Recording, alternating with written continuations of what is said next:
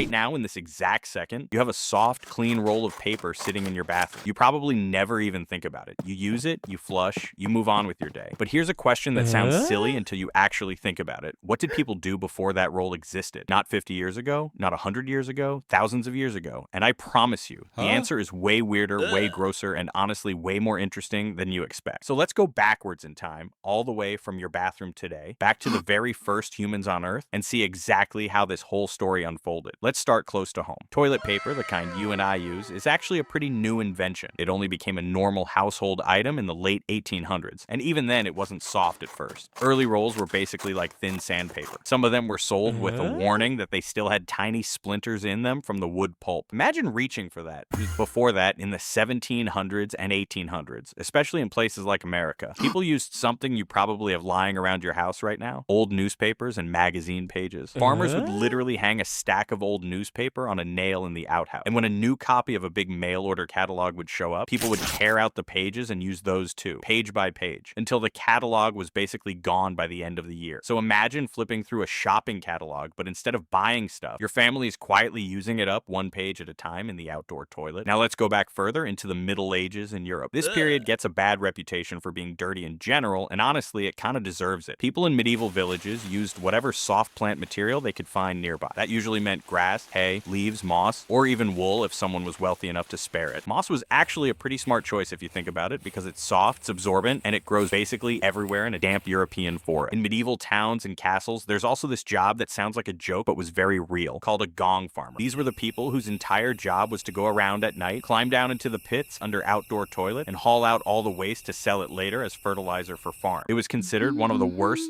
smelliest jobs you could possibly have, but also one that paid surprisingly well, because honestly, who else was gonna do it? Sailors on old ships had their own version of this problem too. On a wooden ship out at sea, there wasn't exactly a bathroom with a soft roll of paper waiting for you. Sailors would often use a piece of old rope that hung over the edge of the ship, dragging in the ocean water behind the boat. After you were done, you would just pull the rope back up, rinse it off in the sea, and let it hang there again for the next person. Yes, an entire ship's crew often shared the exact same rope for this. Nobody thought twice about it, because that was just normal life on a ship. Now let's jump way back to ancient Rome, because this is honestly one of the most famous examples in history once people learn about it. The Romans built public bathrooms, and I mean actually public. Long stone benches with holes cut into them, sometimes with 10, 20 or more people sitting side by side with basically no walls between them. It was a very social experience, believe it or not. People would sit there, chat, catch up on gossip while doing their business right next to total strangers. But here's the part that really gets people. In front of the bench, there was usually a small channel of flowing water running along the floor. And sitting in that channel was a stick with a natural sea sponge attached to the end of it, called a tersorium. When you were done, you would grab the stick, dip the sponge end into the moving water to rinse it, use it to clean yourself, and then put it back in the water channel for the next person to use. That's right, one shared sponge on a stick, used by everyone who sat down that day. Some historians even think this is where an old Roman insult about grabbing the wrong end of the stick actually comes from. Wealthy Romans who didn't want to share had another trick. They kept a bowl of vinegar or salt water at home and dipped a sponge on their own personal stick into that instead, kind of like a private version of the public tool. Either way, the sponge on a stick was the star of the show in Roman hygiene. Before Rome, the ancient Greeks had their own method, and it's honestly pretty clever for how old it is. Archaeologists have found small, smooth pieces of broken pottery in Greek bathroom sites, and these pieces were shaped and sanded down specifically to be used for cleaning up. The Greeks called them pessoi. Since broken pottery was everywhere in the ancient world, this was basically a free and endlessly available material. Some ancient writings even joke about people scratching messages or names of people they didn't like onto these pottery pieces before using them, which is honestly one of the pettiest forms of revenge in human history. Now we're heading into truly ancient territory, past written history and deep into the Stone Age, when humans didn't have pottery, paper, or public bathrooms of any kind. Back then, people simply used whatever nature handed them right where they were standing. That meant leaves, soft grass, moss, smooth stones, corn cobs once farming started, and in colder climates, even snowballs. Coastal communities used mussel shells and other flat seashells. In desert regions, people sometimes used sand. There's actually a place in in France, a cave called Grotte du Gonviars, where archaeologists found something incredible. Deep inside the cave, there was a huge pile of ancient pollen from moss and lichen, buried right next to old human waste, dated back thousands of years. Scientists believe this is direct proof that ancient people were gathering soft, absorbent moss on purpose, and using it exactly the way we would use soft paper today. So this wasn't random. People were already choosing softer materials over rough ones. They were already thinking about comfort, way before anyone invented writing, farming, or cities. It's worth mentioning a couple of other ancient civilizations too, because they didn't all copy each other. They each solved this problem in their own way. In ancient Egypt, along the Nile River, people had access to plenty of water, so a lot of cleaning was done simply by rinsing with water from the river or from jars kept nearby, sometimes with a bit of sand used as well since it was everywhere in the desert. Wealthier Egyptians could afford softer cloth for the same purpose, which shows that even back then, money changed how comfortable this whole experience was, exactly like it still does today. Over in ancient China, things actually got surprisingly advanced pretty early. Historians have found records showing that by around the 6th century, people were already using early forms of paper for cleaning, which honestly makes China one of the first places on Earth to get close to what we use today.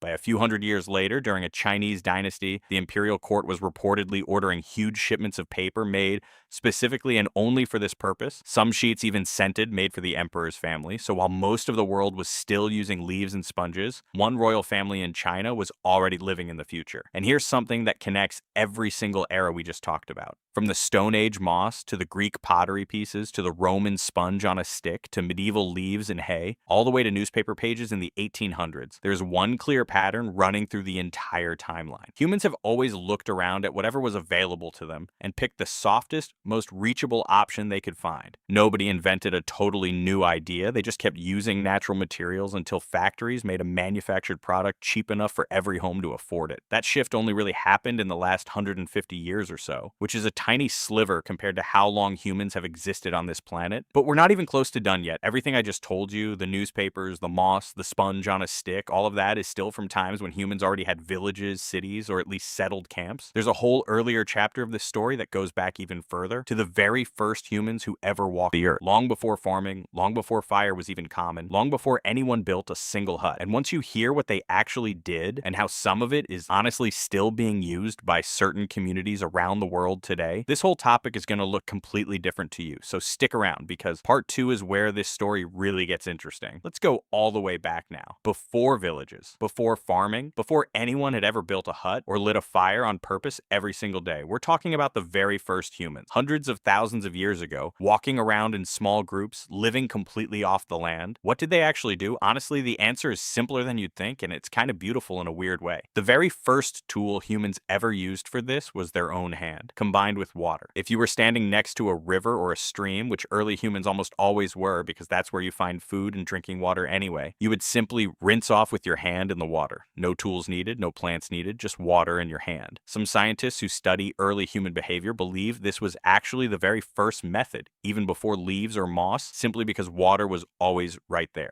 If there wasn't water nearby, the next easiest option was just reaching down and grabbing whatever soft plant was closest. Big, broad leaves were perfect for this, and they still are. Early humans weren't picky about which type of leaf either. They mostly just cared whether it felt soft and whether it was big enough to actually do the job. Interestingly, our closest animal relatives, chimpanzees, have actually been observed in the wild doing something very similar, grabbing leaves and using them to clean themselves after going to the bathroom. This isn't a coincidence. It suggests that this specific behavior might be older than humans as a species, something baked into our biology, inherited from a common ancestor millions of years ago, long before modern humans even existed. Researchers who study primate behavior have pointed out that this kind of self-cleaning habit shows up in more than one species of great ape, which means it probably isn't something any single group of animals learned by copying another. It's more likely something that developed independently over and over, simply because it works, it feels better, and any animal smart enough to notice the difference will keep doing it. Now here's the part that's going to blow your mind a little bit. A lot of the methods we've talked about this whole video, the ones that sound ancient and outdated to us, are actually still being used by real people right now, today, in 2026, while you're watching this video. In many parts of the world, especially in South Asia, the Middle East, and Southeast Asia, using water in your hand, usually the left hand specifically, combined with soap afterward, is still the completely normal, everyday method. It's not seen as old-fashioned there at all. In fact, a huge number of people in those regions consider the American and European habit of using using only dry paper to be the strange one, since paper alone doesn't fully clean the way water does. Bathrooms in these regions commonly have a small hose or a jug of water sitting right next to the toilet, specifically for this purpose, and that setup has honestly been around in one form or another for thousands of years, connecting directly back to those very first humans we just talked about who used river water with their hands. Even in parts of Europe,